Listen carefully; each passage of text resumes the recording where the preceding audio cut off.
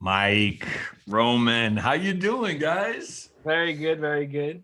Good. Can't complain. Happy to be talking to DaJuan Johnson. Yeah. I gotta be honest. I was surprised. I was like, you want to talk? You want to talk to us? Yeah. You're like, are you sure? This Mike? Yes, both of you. Both of you. I really do. I'm so happy you guys came on and chatted with us. There's so much to dive into about you all. I was doing a little bit of checking up on you.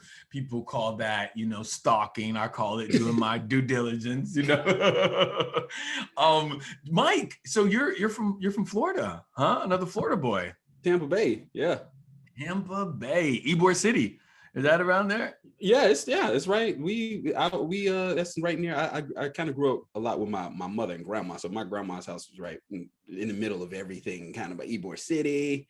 Yeah, near the Buck Stadium. Wow. Walmart. I mean, you really can't say anything about Florida without putting a Walmart in there, right? Absolutely. They're everywhere. Or Publix. See, that's what a lot of people don't know about with this place called Publix. Oh, you know about Publix, Roman? Yeah, I do. Oh, okay. Oh, shout out to all my Florida people out there, or Southeast, who do know about Publix and who do know about that. Are you from Florida? I'm from Florida. You realize I did not do my stalking. I meant my due diligence. Yes, I'm a Florida boy. I actually grew up in Miami. And so you'll hear me say I'm from two places. I'm from Miami and Chicago, because that's where my dad and mom live. My mom lives in Miami and my dad's in Chicago, and my grandparents and everybody else is in Chicago. So most of my growing up was in Miami, and I'm a Gator. Go Gator. I went to college. And just to round about there, the Publix was my first paying job. Wow. And you worked now you're the most Florida person I know, because I worked at Publix. Worked at Publix. Juan got some hood in him. If he worked at Publix and he from Miami and Chicago, listen, everybody out there, that's not true, because Publix was the step up from Winn-Dixie. Oh, you know what? You're right. Publix is nice. Nice. And Roman, you are from New Jersey, right? Yes, Did I get that right? New Jersey, yeah, but you live in NYC right now, or? Oh no, I live in Jersey. I live in Jersey. Yeah. Okay. I lived there my whole life. Okay. So for the people who have not lived in New York, I've only visited, a couple of times when I was trying to decide where to go, New York or LA. New Jersey's close, right? Yeah. I mean, you could just it's like our. Jersey's big, but I'm only 45 minutes away from New York. Okay. And I count that as close, because some places in Jersey are literally an hour and a half, 2 hours away. Yeah. So, yeah. On a good day, I'm 40 minutes away. It's kind of like me traveling to the valley, right? And I'm just on the other side of the hill, but it's 45 minutes, so it's kind of the same deal, exactly. Right? Yeah. Oh, you over there in high society, DaJuan? High society. Yeah. Listen, if you own a house in Los Angeles, you are doing all right. It don't matter where the house is. If you have one, you are doing all right. Yes. I just want to say to everybody out there, here's my thing about a house that, I've been on a show for 7 seasons, and that you would think I could get a house, right? Because I've been on a show, but the way it all shakes out, and this is the breakthrough that I had, I was better positioned to get a house when I was bartending for 12 years than being on my show for 7 years. Gosh, I really think about that. I don't want to turn this into an interview about me. I know. Wow. Well, I just want to. You gotta say that. But I know, but you gotta say that. You gotta say that, because I think everybody thinks when you make it, when you whatever that is, making it for you, that's when you can get all this stuff. But and then we're gonna go back to this. I just want to say this, that because of the consistent money that bartending provided you, right? It looked better on your taxes. It looked better on for the loan broker, loan agent, than when you're on a show that only shoots a quarter of the year or half of the year. Oh, right. Think about that. So then your other 6 to 7 months when you're not working, even though you're going back to work, even though you have enough money to be in that time or whatever, is just not consistent. So just food for thought out there. Everybody who's out there, like, you know, I could have had a house a long time ago, but I didn't know, right? When, like I said, when I was bartending. So just so you know, you don't have to wait. Okay. Oh, all right. That's good to know. Let's turn this back around. So how did you get out to LA? Tell me that story, that journey about, I decided I want to be an actor. The bug bit me and now I'm here. How did that happen for you? It is actually a rather simple thing. I did it in college. I actually, my cousin played in the NFL for, I had two cousins in the NFL from Florida. We play football. That's what they do. So his agent used to represent Lawrence Taylor. So, and I saw a play while I was in college and I said, man, I want to do that. And I was not doing good in college because I did not want to be, I was this close. I was like, man, the Air Force, that could do, or whatnot. Yeah. So I thought I wanted to do some stuff with computers. I just wasn't, and I saw this play and I was like, that would actually be, but I called my cousin. I was like, yo, hook up, tell your agent, you represent Lawrence Taylor. He was in Any Given Sunday back in the day, right? Like, you still got some hookups. I did not know how it worked at all. You did the black thing. You did the black thing where you're like, call them, tell them that I know. Yeah. And he actually got on the phone with me though, the agent. He did. And he said, get some experience. And I was like, but I'm telling you, he said, oh, well, what have you done? I was like, man, trust me, I can act. I can do it. Trust me. So he said, get some experience. And that week I saw a sign that had an audition for a play. Mm-hmm. And I didn't know anything about monologues. I bought a monologue book. It was like this 99-cent book, learn a monologue. And I was trying to get a little role, like the little brother, the younger brother in the play, he was like DJ Jazzy Jeff and Fresh Prince, come in, say a line and leave, Yeah. So I did that and I ended up getting the lead, to which I did not want to do because it was a lot of profanity. And I said, my grandma gonna come up here and see this. I can't. I was like, I said, me and the director going back and forth at it, like, hey, she was like, no, I want you to be. I said, I can't do it. But she talked me into it. And that was my first lesson in casting. Because I looked the part, first of all, even though it's theater, it wasn't like all costume. It was real modern and whatnot. But anyway, somebody I did that, and then somebody at a film school, Florida State University Film School, saw the play, asked me to be in a student film, and I was like, hey, I'm digging this. This is happening. This is happening for me. And then I graduated and went back to Tampa. I went to FAMU for college. Oh, good. So I just started working. I mean, I was like, some of my friends moved out to LA right after graduation. They graduated before me. And I was like, LA. And I kind of just started doing a 9 to 6 job. And it still just was in the back of my mind. And then I did another play in Tampa. And I was like, man, that really made me kind of want, I was like, I still kind of want to do it. And I taught, my grandma was like my confidant. She's gone now. She would have been 100 years old this year. She passed a few years ago. Yeah. But, she made it so simple. I was like, yeah, grandma, should I go out there? And she said, well, that's where they make the movies at, right? That's true. Well, they ain't making no movies here in Tampa. And that I got the my income tax from my 9 to 6 job.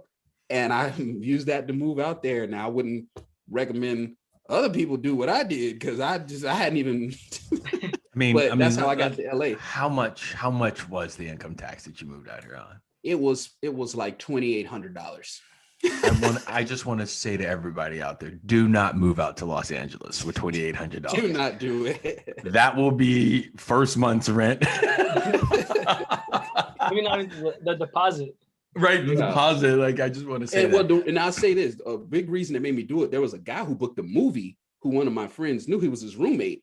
And I want to say it was a certain amount of rooms. And they were like, your rent would only be $600. I said, okay, well, 6, 12, 18, 24, something will jump off by all them months. That got that's why I moved with that amount of money. Right. I love that story. If we stop and think about all the reasons why we can't do something, or why we shouldn't do something, or all the how do we do it, like, we'll talk ourselves out. So what I hear in that story is you jumped in the flow of the direction your current was going, right? Yes. Instead of just stood there in that waiting water of like, no, I need to build the boat. And then I'm gonna need the oars and all that stuff, because that's what we do. We get in our heads, right? And then all of a sudden we talk ourselves out. And so you say that your grandma was like so simple about it, but it could be just that simple, right? It could just be that simple of, I will build this boat as I get out there. I will figure this part out, And if you didn't make it or you didn't want to stay here, you could always go back. Yeah. Right? You could always go back. And I think that there's no shame in that game either, man. So that's it's a beautiful story. That's a beautiful story, I think. And, anytime anybody brings in their grandma, I'm always, I'm in it. Oh, and I'm so sorry. I have to go back. That role that I took for that stage play, I said, my grandma gonna see this. I can't do this. My mom and my grandma will be there. I know they'll drive up from Tampa to come see this. Yeah. And it was my grandma who talked me into that. I said, Grandma, it's cursing left and right and this and that. I can't, and it's a bunch of monologues. I was like, I'm just trying to be the DJ Jazzy Jeff. You know what she said? She's like, well, would that really be acting if you played the good guy? That's kind of how you are. So I said, she's right again. And that's why I took that role. She over here spitting game. You're my grandma got it, doing it, right? That's really good. It's really good to hear. How about you, Roman? I mean, what's your journey? So I actually, I don't know, in like 2007, 2008, when I was driving to, I think my cousin's house, and I heard on the radio, it was like, do you want to be on Disney Channel with Hannah Montana and all those things? I was like, Dad, I want to do that. Sign me up. So he called, we did that whole shebang, John Robert Powers, like we went to that. I took classes, met with casting directors. Luckily I had some auditions in New York City. Started working with an agent and manager. So I was doing this since like 12 or 13 years old, through middle school, through high school. My mom was always on me about my homework and stuff. So I would leave like fourth period, go to New York for an audition, come back and always miss those 2 periods and be back for like the last 2 periods of my day. And once I was like, listen, Mom, like I want to do this. I'm doing this. I went to college, Montclair State, majored in BA theater studies, minored in psychology. And then right after that, through that process too, I landed with an agent in Philadelphia. So I did a lot of like commercial print stuff in Philadelphia. But I was like, listen, after high school, I was like, I want to get to New York because that's where the magic happens. That's a city that never sleeps. So then I just started submitting to agencies and I didn't really hear anything back, but that's when I met Mike. I was like, listen, right after college, I was like, I need to be in New York. Like Philly's awesome, but I want to be in New York City.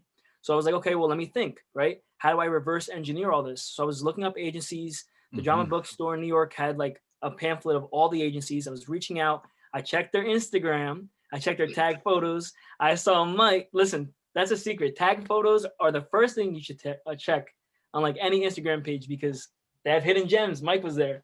Roman taught me how to get in stalker mode on IG. Yeah. Are y'all listening up? I was thinking about that. I was like, let me check tag photos. Yeah. So I saw Mike and I saw this thing where it was like a commercial agent guide, how to get a commercial agent. And like I had one in Philly, but I was like, oh, well, let me apply this to New York City. I read it. I was like, this is awesome. I saw what he was doing, Act Blueprint. I was like, I reached out to him. I was like, do you do this in New York City? He's like, no. I was like, I don't care. Listen, I said, listen, if you need anything, if you need any help, let me know because I never heard about that, but I want to be a part of it. So like I shared his book on Instagram and I just, that's how we started connecting. And then he called me one day. He's like, listen, do you want to be the first person that goes to the Active Blueprint on the East Coast side? I was like, sign me up. Oh, let me jump in. Roman was the definition of the squeaky wheel gets the grease.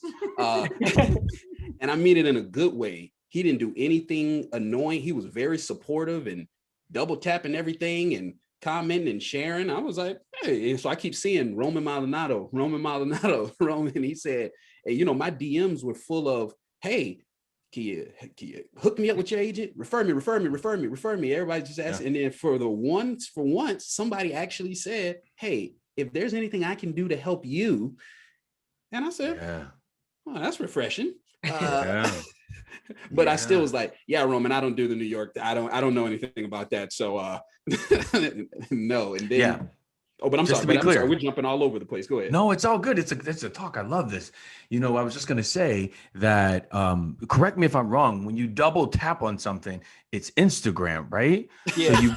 So it sounds like, all right, never mind. I'm just kidding. Clubhouse wasn't around yet. Y'all, does anybody know that I'm a Taurus and I'm petty? Y'all, and you know what's crazy? DaJuan's a really good actor, because when you said, wait a minute, when you double tap, we were like, on Instagram. You're different to club. Yeah. You see what's up. You see what's up. Took a minute for me. I was like, oh, does DaJuan not know how Instagram works? Oh, he's making a point. He's making a point. So Roman, that's how you met him, through Instagram, and you guys hadn't met in person. It sounds like from that point. So, all right. So let me break this down for a second.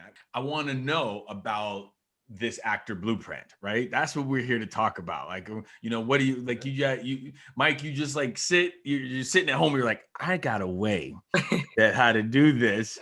And then Roman's like, I like this. How did this all come together? Is what I'm trying to get at. Well, you know what? I'm at one time I was booking like a lot of commercials with my agency, Daniel Hoff Agency, and I got signed by them from when they used to do open calls. Like, come up here on Friday, the first 50 people who can get in here, get the audition for it. So I got with them, and then I had some friends who couldn't get representation. So I was like, man, trust me, go up there to the open call. But they weren't getting signed. It depends on if they need a certain look, or you still have to deliver as well in there. And then I started feeling bad. I said, man. So I said, you know what? Let's Daniel Hoff is, in my opinion, now no disrespect to everybody else's commercial agent, but I felt that was the best commercial agency. I said, you know what? You don't have to be with this agency. Let's like research. And we started I started researching and getting on Google and looking at. I was like, the agencies have their submission policy right here. You can submit. So I just started telling people, hey, let's just submit you to the other commercial agent. They're like, hey, Mike, got a meeting. Oh, cool. So and then we did it for somebody else. I said, oh, you didn't get on with Daniel Hall, but you got on with XYZ. That's fine. And then did it with somebody else. The next thing you know, they told somebody, just like with anything else. It was kind of like accidental.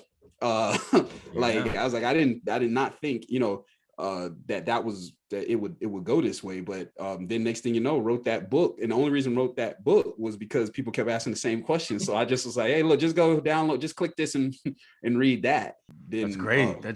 That's great. I mean, it's wonderful how it started. And so then Roman, tell me, so you got into the actor blueprint. You're like, I see you're doing this out in LA.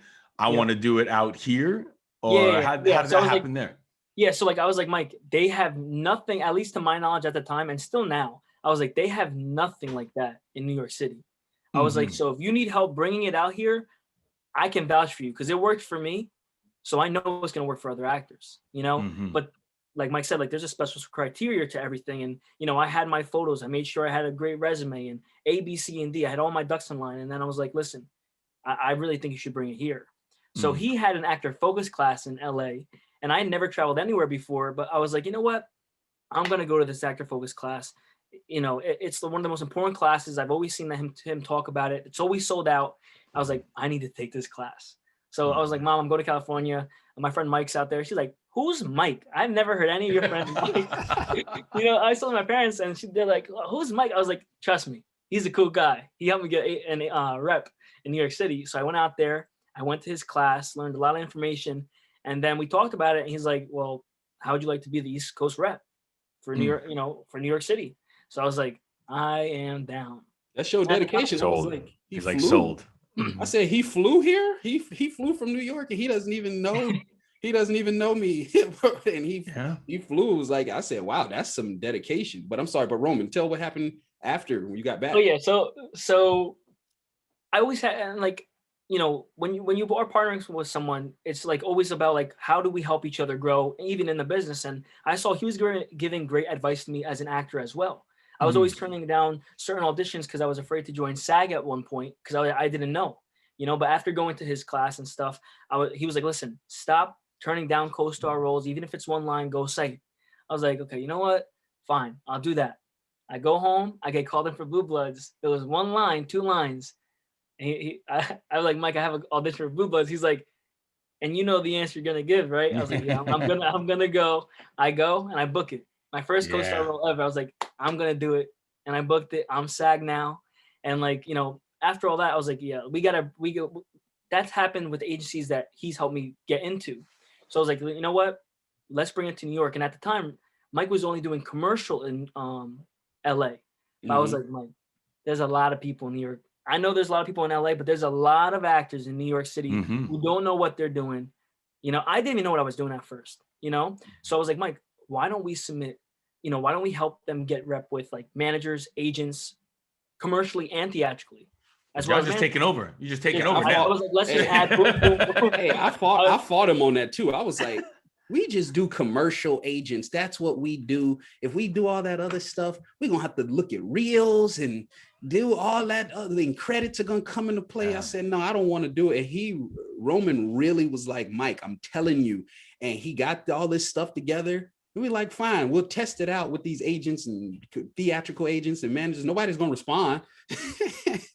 And then we tried it out. And then somebody's like, yo, we got 15 meetings. They got like 15 meetings with agents and managers. Somebody signed with Innovative over there. Yep. It was just like, oh, well, all right, Roman. My apologies, Roman. You were right. So then we brought that over to LA because it was only helping people get commercial representation. But then after I saw what like Roman, I was like, Roman, you were right. My fault. That's why you the East Coast representative. So that was during COVID. That was during COVID and all that. People were getting meetings and stuff. And then we brought it. It's like, okay, you know what? Let me try that out in LA. I've been fighting it. I didn't want to do, I was trying to, you know, and it worked. So, yeah. So, okay. What is the actor blueprint? Like, what is it? Tell me now. We got how it came together. I want to, so if I'm walking up to you on the street and I'm like, oh, I love that shirt, actorblueprint.com. We'll say it again for them, actorblueprint.com. Say it for them, you know, but what is it? Tell me. It's a actual blueprint because I went back to what I moved out to Los Angeles with that money. And it was like, I read this book in that book and it gave some good advice, but I was like, I'm here. I literally don't know where to go or what do I do? If it wasn't for the guy that was sleeping on our couch and said, go down and register as central casting, that I didn't know what that was and start doing background, I just wouldn't have known. And somebody kept telling me like, you got an agent. I was like, how do you get an agent? He said, man, that was just through a hookup. and then so it's like, there have been some people to come to Los Angeles. It's not like a quick thing it could be depending on your focus, but it shows people how to go from, you know, actor to like, just as far as like getting in the game, getting representation, start auditioning and start like earning money. But I think one thing and I'm glad you asked what it is, because now it's helping me like clear it up for some people, because some people think, so if I give you some money, we get an agent. No, that's not what we do. We make them come from. Those are illegal scams, by the way. that is an illegal scam. If somebody says, give me money, I'll get you an agent. Isn't it? Right? That's like I don't want to say any names, but you know, the radio commercials that come on and like, if you come. The one that I fell for? Oh man, I'm sorry. You're going to be on Disney though, Roman. You're going to be on Disney. You know, I'm just wondering, are there any roles out there that you would say absolutely no to? And are there roles out there that you would say you're dying to play? Like, that's a really good question too, because especially when just starting out, it's just like, oh, I don't want to say no to anything, you know? But I think like when I get these roles that come in, now there's certain things where it's like, okay, for example, like I was in an audition and I auditioned for like a jock, a regular character. They were looking for a Caucasian, you know, Hispanic, like just anyone that's of that descent or whatever. And they told me like, oh, can you do a Middle Eastern accent? I was like, I didn't know what to say, right? So I was like, okay, yeah, I can try that out. They gave me it, sent me out the room. I come back, the audition just didn't go good because I couldn't respectfully doing that without making a stereotype or anything like that, and I don't want to do that. So when it comes to roles like that, even when it comes to like a Hispanic accent, there's Hispanic people who sound just like me. They don't have accents. They don't know how to speak Spanish, and that's perfectly fine. It doesn't mean they're less Hispanic or Latino or part of that community. So I think like the roles I would turn down is roles that I think I would be disrespecting a culture or community. Got it. You know, I think why not cast them? They're underrepresented just like me. You know, give them the opportunity. And what role are you dying to play? Oh, that I mean, it really like that one's good too. A role that I always tell people, like, I would love to play a character like Beast Boy, or like maybe like a superhero type of show, like the CW, like I love the Flash. I love like a lot of those shows, like Riverdale, all those like kind of suspense type of shows. So like Beast Boy would be pretty, like that would be like a really cool role to play for me. And next time I talk to you, Roman, I want that to roll off your tongue with such confidence and such certainty that this is, you are manifesting your destiny. And when you talk about it with such trepidation, then you are telling the universe that I'm not really sure if I want this, right? And it is so clear to you, but you are worried about how other people are going to perceive that, right? And don't do that to your destiny.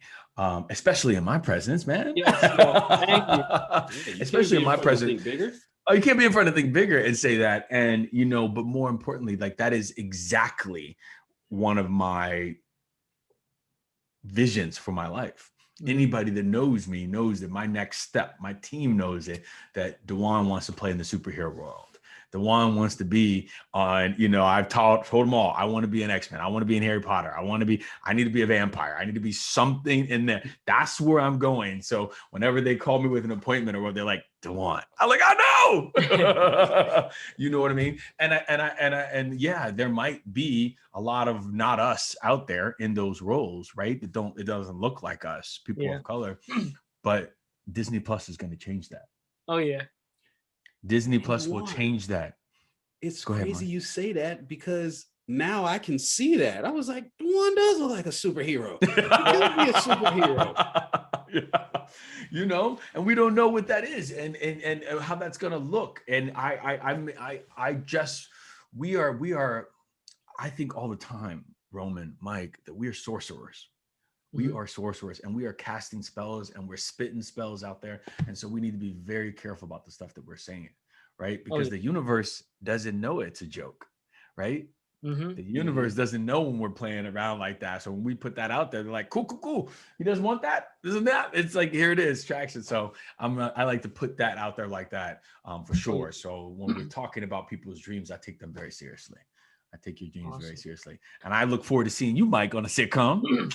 I can't wait to be up in the audience. Like, you know what I mean? And that live taping, you know what I mean? Oh, actually, my bad. Because I'm going to be VIP. So I want to be in the side. Hey, I get you a pass. I get you. How many kids you got? See, that's No. I don't roll with my kids. When I roll with my kids, everybody knows that. When I roll with my kids, it's my kid time. But, you know, because it's a little bit of, when I'm out in the industry world, it's a bit of business still, you know what I mean? And I can't focus on my kids the way I want to focus on them when I'm in a business setting, because there's people coming and doing and stuff like that. And so not only do you have a house in Los Angeles, you have kids. So that's how you know he making money, y'all. Why are you up here counting my coins? Get out of my pocket. He's like 1,000, 2. Wait a minute. He said kids. That's more than one kid. You see all these pictures up here. You know what? Thank you all so much for coming on. I'm gonna just leave with this one question. You know, now that we've talked a little bit about where you've come from, we talked about this beautiful actor blueprint. We've talked about your dreams. We talked about all that good stuff. And I just want to know, give it to me straight, that what would you say to Mike? What would you say to Roman, who is just starting out, coming from where you are now? What would you say to that younger you? I would tell the younger me to find a mentor, somebody who has done what you want to do, even if it's just a few steps ahead. Not like, hey, it doesn't have to be Denzel Washington or DaJuan Johnson. I mean, but it could be DaJuan. It could be. It could be. It could be. Go ahead, Mike. But yeah, that, like, just something as simple is that. Yeah. So I love that. Yeah. What about you, Roman? For me, I would definitely say, like, set goals with an intention and be consistent with them. That's something, like, I view my career as compounding gains. It doesn't, you don't have to hit the series regular tomorrow. You reverse engineer what your goal set is, and you just keep chipping away, and eventually you're going to get to where you want to be. Just like you said, it starts in the mind. Yeah. A chair is invented because the person stopped wanting to sit on the ground. So you can get to where you want to get to. You just have to set your mind to it and have goals with intentions. So that's what I would tell like my younger self, is just to have structural goals and be consistent. Consistency is key. Yeah, love it, love it. Guys, thank you for playing with me today. I mean, you're like coming on here and taking the heat. I really appreciate it. Thanks, guys. Thank you very much. Oh, appreciate it, DaJuan. This is a vision board thing, FYI. What? Because you know what's crazy? Because I was like, that's gonna look weird. I don't show anybody my mind movies and stuff like that, but I have stuff on it. So I had a picture of you on there. I had no idea what, like, maybe I'll work with him one day or just, and this interview, Roman knows my Daniel Hoff story. Yeah. You know, just the people, I was like, I have their picture. What do I want to, you know, so I don't show people. They'd be like, why you got that guy on your Yeah. So just, so this whole thing is, I didn't tell you that because then, you know, I didn't want to get woo too early, but but I was like, so you know what I thought it was? When the moment when you came on our Breakfast Club, I said, hey, I had on my vision board, I had DaJuan on there. I stole your a picture of you off of Facebook, by the way. So, and now to be doing this, I was like, that's what it probably was. I don't know, but we don't know what it is. It could be more. And like I always say, you guys know my saying, see you on set. Yeah. Yep.